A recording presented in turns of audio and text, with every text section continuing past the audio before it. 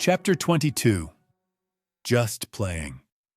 The next morning, the sun broke through, clear and bright, over the Vale Spire Mountains, burning away the mist and casting long golden beams through the copper-barked canopy. The kids were up long after the adults. They emerged from the iron orchid, blinking sleepily in the bright light, and wandered over to sit around the cold, gray ashes of last night's bonfire. The tired look of the facility had vanished from their faces, replaced by a restless, buzzing energy. As the sharp hum of tools and the flash of a plasma welder echoed from the ship's rear, the three children perched on logs, plotting out the adventures the new day might hold. "We should go for a walk," James suggested, looking up at the towering trees and the dense green ferns that lined the edge of the clearing. "Into the forest. I want to see how far the river goes." Jade nodded enthusiastically, kicking her boots against the log. "Can we?" Ellie glanced over her shoulder towards the rear of the massive blockade runner. Amara, Tess, and Freya were huddled beneath the scorched armor plating of the stern, covered in engine grease and deep in conversation over a diagnostic datapad. She walked over to them, careful not to trip on the thick power cables snaking across the grass. "Amara?" Ellie called out softly. Amara popped out from behind the thruster housing. "Morning, kid. You sleep okay?" "Yes, thank you." Ellie smiled. She pointed back toward the river and the tree line. "We were wondering, could we go for a walk in the forest?" Amara frowned slightly, looking out at the dense, alien woods. The planet seemed peaceful, but it was still an uncharted world. Before she could answer, heavy footsteps crunched on the gravel behind them. Raffi walked toward them, sipping on a coffee.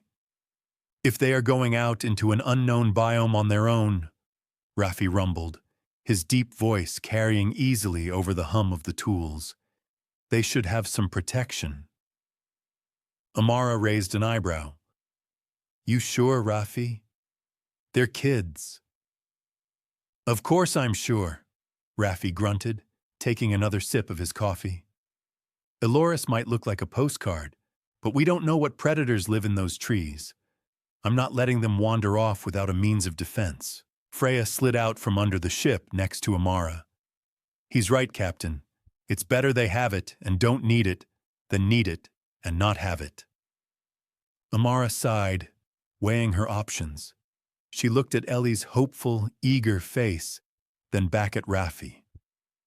"All right," Amara agreed reluctantly. "Go with Raffi to the armory, and pistols only, Raffi. I don't want them hauling repeating rifles through the woods. Make sure you show them exactly how to use them." Raffi gave a sharp, approving nod. "Come on, kid. Let's go see what we have in your size." 10 minutes later, the three children stood at the forest's edge, each gripping a compact pulse pistol. The weapons felt almost toy-like in their hands, yet each one pulsed with enough power to stop a predator in its tracks. Raffi stood behind them, serving as the galaxy's most intimidating camp counselor. "All right, listen up," Raffi commanded, his deep voice carrying the authoritative tone of a drill sergeant. "These are not toys. You do not point them at anything you do not intend to shoot, and you keep your finger off the trigger until you are ready to fire." He spent the next 20 minutes running them through the basics of spacer safety.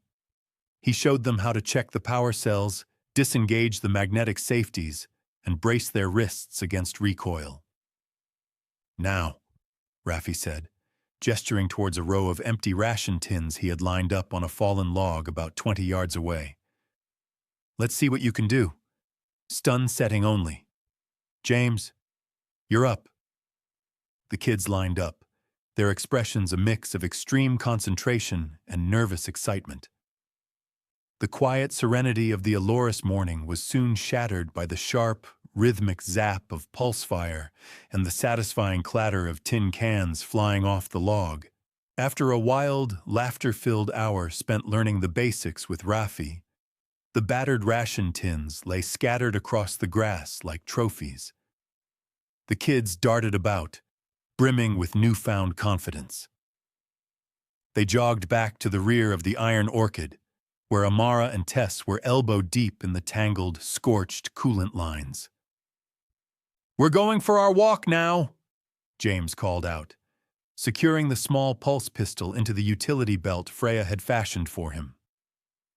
Amara stepped away from the ship, her captain's instincts activating. "Hold up a second. If you're going into the woods, you go prepared." She disappeared up the cargo ramp for a moment, returning with 3 full water skins and a handful of foil-wrapped energy bars. She handed them out, making sure each kid stowed them securely in their jacket pockets. "Stay near the river so you don't lose your bearings," Amara instructed firmly, giving Ellie a quick, affectionate pat on the shoulder.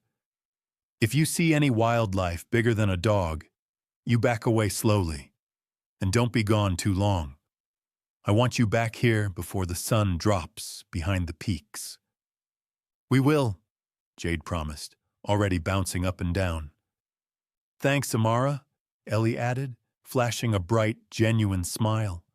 With supplies stowed and their new weapons at their hips, the 3 children dashed eagerly into the lush, emerald depths of the Aloris forest.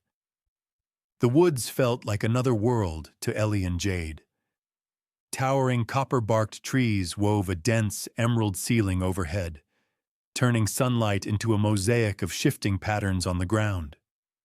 The air was crisp, tinged with the sharp scent of pine and rich earth. Giant, rainbow-hued ferns brushed their legs, and the mossy floor muffled every step. For the first mile, they simply ran, hearts pounding with pure freedom. They chased each other between the trees, laughter ringing out above the rush of the river. They paused to marvel at glowing blue fungi on fallen logs, then skipped stones across the glassy water, shattering the mirrored peaks of the mountains with every toss. For the first time in years, they were simply kids again.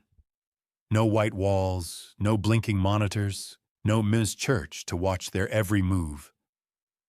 "Look at this," James yelled, scrambling up onto a massive, flat boulder that jutted out over a shallow bend in the river. He pointed down into the water. "There's fish everywhere."